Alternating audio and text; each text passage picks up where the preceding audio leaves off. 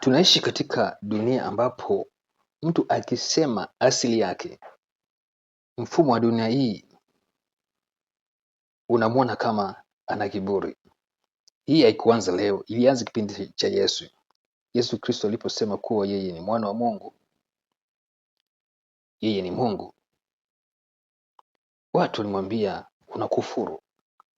Hata leo hii mimi nikisema mimi ni mtakatifu kwa sababu asili yangu ni Mungu na baba yangu ni Mungu, utakatifu ni asili yangu, wewe uliosema wewe mtakatifu utaonekana una kiburi.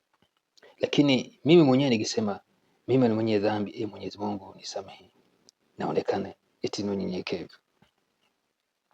Hapana, kama mimi ni mtoto wa Mungu, utakatifu ni asili yangu. Na kama wewe ni mtoto wa shetani, dhambi ni asili yako. Kwa hiyo unaona mfumo wa dunia hii ambao unapinga kabisa sisi kurudi kwenye asili yetu, hautaki kabisa. Leo ukiona mtumishi wa Mungu anazungumza kuwa mimi ni mwana wa Mungu, watu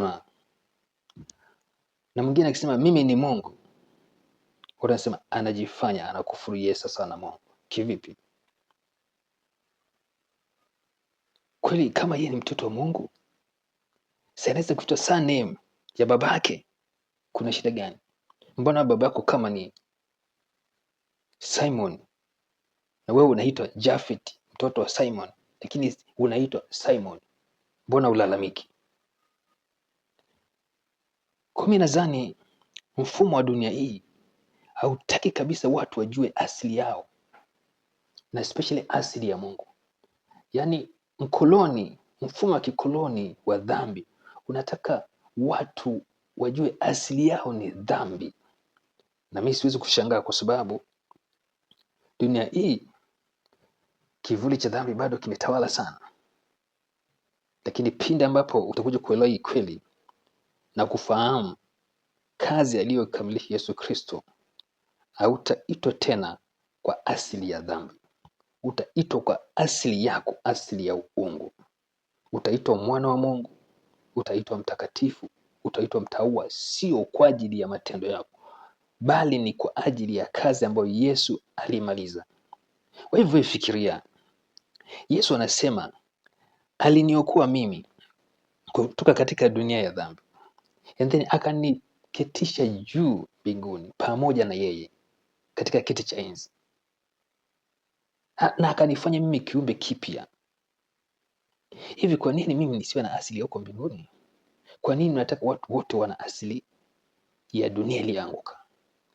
Hapana. Kuokoka ni kurudi kwenye asili yetu, na kutokuamini Yesu Kristo ambao ndio kuokoka ni kuendelea kuishi kwenye asili ya dhambi, ambao actually ni kivuli cha dhambi. Kwa hiyo ndio maana tunahubiri Injili ili watu waamini Yesu Kristo, na wakishaamini warudi kwenye asili yao, wasiendelee kuishi katika asili ya dhambi. Wewe ni mtu wa thamani sana, wewe ni mtoto wa Mungu, asili yako ni ya mbinguni.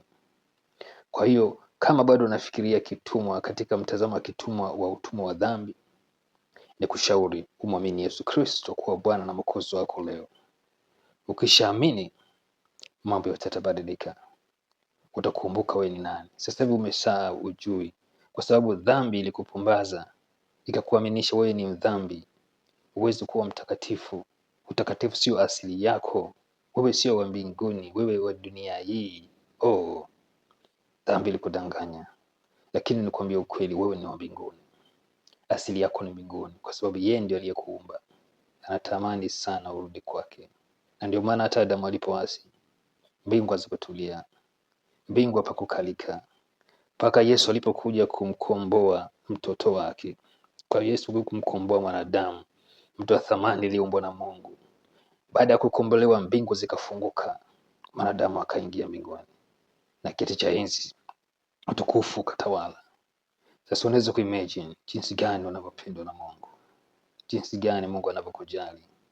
Usiende kukaa katika utumwa wa dhambi, hiyo sio asili yako. asili yako ni Mungu. Rudi nyumbani, karibu kwenye familia.